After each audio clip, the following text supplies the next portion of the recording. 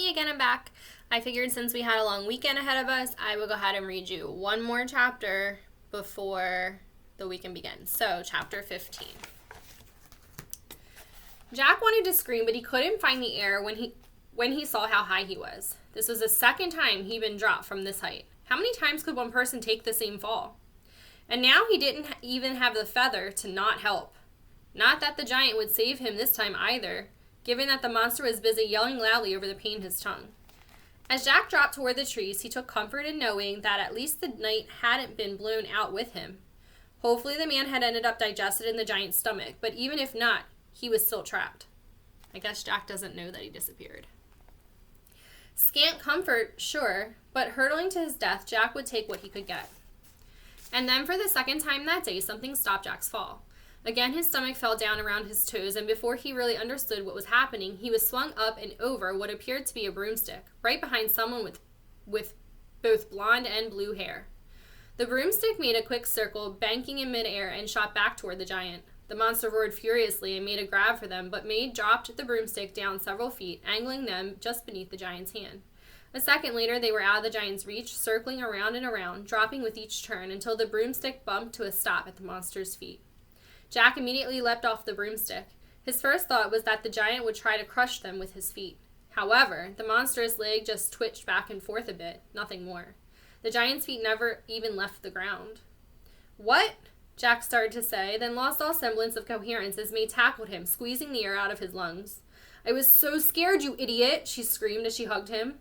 "What were you thinking, dropping off the broomstick like that?" She pulled away and stared at him angrily despite the huge grin on her face. "Then you went and got eaten. What's that about?" Jack, meanwhile, moved from surprised thankfulness to confused wonder. Huh? He asked intelligently. "Come on," May said, yanking on his arm hard enough to spin Jack around. "You have to meet someone." As Jack came to a stop, he shook his head to clear it. What had just happened? He had no clue what was going on, though. For some reason, he had a big grin on his face, too. He allowed himself a moment to celebrate being uneaten, then put on a serious face to follow the princess. He found her standing midway between the giant's feet, talking quickly to the most irritatingly handsome boy Jack had ever seen. The boy looked to be a bit older than Jack, maybe 15, and was wearing extremely rich clothing, obvious even from a distance. His sparkling white tunic looked unnaturally clean, and his pants, a deep golden color, seemed almost weighed down by the quality of the fabric. A deep purple cape fell from his shoulders, and every piece of clothing was trimmed in gold, much like the boy's head, where a gold circlet had hid between long, dark locks of brown hair. Jack hated him instantly. May, who couldn't seem to stop looking at the new boy, pointed at Jack, talking the whole time. Jack reluctantly moved close enough to hear what she was saying. "I'm so glad I went back up there like you suggested, because the giant just yelled and out he came," the princess said, barely breathing during her story. "I'm not really sure what happened yet, but..." And then she stopped in mid-sentence. "Jack!" she yelled as he reached them. May grabbed his arm and pulled him closer. "This is Philip." She nodded toward the purple-caped boy. The princess seemed to be almost glowing, which Jack frankly found to be a little ridiculous. Jack stuck out his hand, but Philip only greeted him with a nod. "Sorry, Jack, is it?" Philip asked, not moving from his spot. "I would normally be quite glad to make your acquaintance, but I happen to be a bit preoccupied at the moment." "Oh, really?" Jack said, letting his ignored hand drop. "And what is it that you're doing exactly?" Philip nodded up to the giant above him. "Well, presently I am slaying this monster here." He winked at May, who smiled widely at him. Jack raised an eyebrow. Huh? He said again. "He's slaying the monster, Jack," May repeated unhelpfully. Jack looked from Philip to the giant and back. "Oh, well, of course," he said. "Any idiot can see that that's exactly what you're doing. Need any help slaying the giant?" As soon as the words left Jack's mouth, the giant let out an enormous roar, louder than when Jack had stabbed his tongue. Suddenly, the monster's legs began to wobble back and forth, the tremors growing more and more violent until the giant completely lost his balance. Arms windmilling around and around, the immense creature toppled forward, collapsing toward the forest floor. It felt like the giant took forever to fall, but in reality, it was slightly shorter than that. It did take a few seconds before the top of the giant hit the ground, and a few seconds after that for the ground to rise like a wave in the ocean and come rushing straight for them. "Look out!" Jack shouted, grabbing May's hand and running toward the nearest tree. He hoped to get them to higher ground, but there was no time. The ground wave curled up under them and tossed them both through the air as if they were rag dolls. Jack landed hard, but not as hard as May did when she crashed down right on top of him. As Jack struggled to breathe, he took little comfort in the fact that the princess seemed to have escaped harm by landing on him. Clearly, someone somewhere had it in for him. As Jack sucked in air, the new boy pulled the princess off of him. Philip then offered Jack an outstretched hand and a wry smile. "I do not believe I will need help with the giant after all," Philip said. "But perhaps you could use some?" Jack grunted and reluctantly took Philip's hand. The boy had surprisingly strong grip. Of course he did. "Is the giant," May said, glancing over at the fallen monster. "Slain?" Philip asked. "Oh yes, quite." "Okay, but what now?" Jack said, wiping his dirt-covered hands on his pants.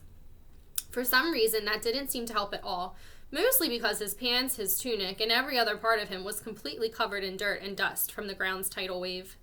Glancing over at Philip, Jack wasn't at all surprised to see the boy's white tunic and golden pants weren't even smudged. Of course they weren't. "Quite simple, my friend," Philip said in answer to Jack's question. "Before you and your delightful friend here happened along, I had hunted the large fellow, following him for days. I finally caught up to him here, and he, of course, tried to devour me. Before he could catch me, however, I challenged him to a series of contests to see which of us was the more powerful. I won each contest, mostly by tricking him, I must admit. Then I convinced him that I could turn myself to stone, standing unmoving for a longer period of time than he could. He tried to do the same, but I knew he could not do it as long as I could." "You made him fall over by making him stand still?" Jack asked, trying to wrap his head around the idea. He just didn't seem to stretch that far, though. "When fighting giants, young Jack, you must know your enemy," Philip said. "I know, for example, that a giant's body cannot support itself when standing for long periods of time. Given his extreme size, a giant's bones simply cannot hold his own massive weight, not without equal hours of rest. I also know that giants view humans as their inferiors, and therefore this one would not let himself be beaten by me. In effect, all I had to do was defeat him several times to force him to move beyond his natural limits in an effort to humiliate me. His stubbornness was the true cause of his death here, as much as I might like to take the credit." "So he just tired himself out and fell over?" May asked.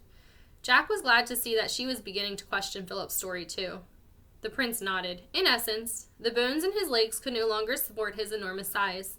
A fall from such a height tends to jumble what little brains they have, killing the monsters. I knew that the creature must topple sooner or later, and fortunately for my own legs," he said, smiling wryly, "it was sooner." "How long did it take?" Jack asked, not able to contain his curiosity despite his already intense dislike for Philip. Philip looked up to the sky as if he had to think about it. He said. "Not longer than 4 or 5 days, I would say." 4 or 5 days? May said. Philip shook his head. "Killing giants is not for the easily fatigued, my friends." "Or anyone with a real job," Jack said. Philip's face clouded a bit. "Pardon me," he said. "I asked why were you hunting it," Jack said. Philip's face grew solemn. "This is my quest. I hunt down the few remaining giants in our land ever since my father was killed by one." May stepped over to Jack, her eyes on fire. "Right? His father," she said to him. "Didn't I tell you?" "Tell me what?" Jack asked. Philip smiled politely and then stepped away to the corner of the clearing where a large purple bag waited. He sat down and reached into the bag and pulled out some bread and began eating it. Jack noticed that Philip bit into it far too politely for someone who hadn't eaten in 4 or 5 days. "Philip's father won a kingdom for himself by killing giants," May whispered to Jack. "Can you imagine? Supposedly his dad took down 7 giants with 1 hit or something. How crazy is that?" "Okay, his dad kills giants, so," Jack said, knowing where this was going but not willing to help it get there. "Don't you get it?" May whispered, a smile spreading over her entire face. "If his dad was a king, that means Philip is a prince." And that is the end of chapter 15. Stop back Monday to listen to chapters 16 and 17. Have a good weekend.